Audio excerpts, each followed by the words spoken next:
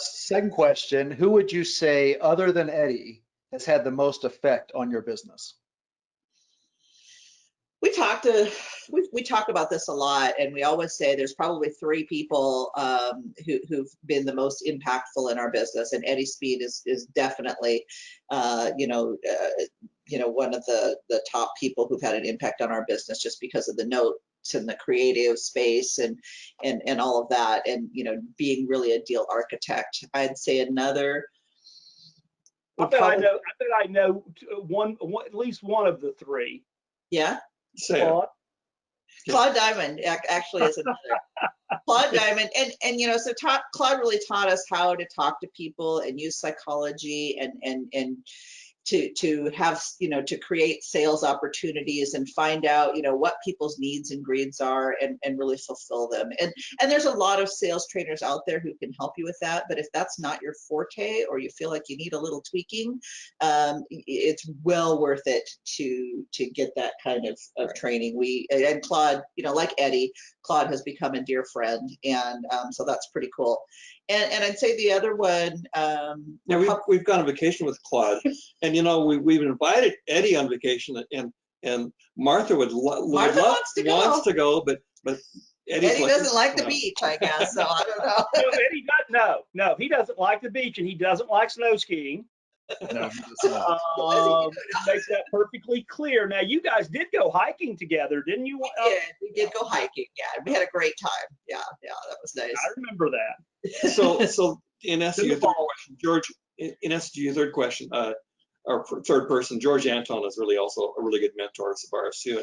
And we were involved in the private lending space for several years, and we just learned a whole lot just about not just private lending, but finance in general and so forth through George. And I'm going to jump ahead too, as far as one of the other things too. It's like one of the things that the private lending is basically, it can be really hard. It can be really challenging.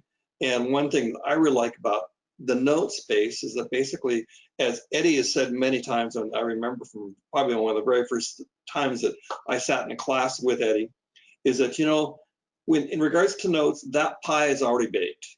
When you're doing a note, it's like of course, if it's a performing note, think of it that the pie is already baked, as opposed to, like, let's say private lending is like we got to make sure that deal goes well. So.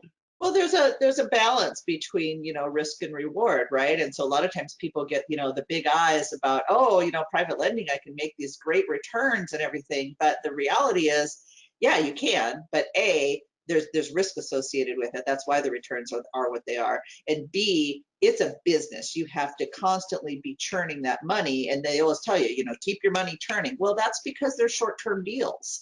Right. You can't just buy a long-term, flip note and have it go on for a long period of time. You constantly have to be finding that next deal, because you might think you're getting 12% interest, but if the deal only lasts 6 months, you're only getting 6% interest. A very smart guy that we all know, and you guys have that are with us today, you've heard this name as well, and that's Ryan Parsons. And the technical term for that is yield drag. That's right. Money's not invested all the time. So that's right.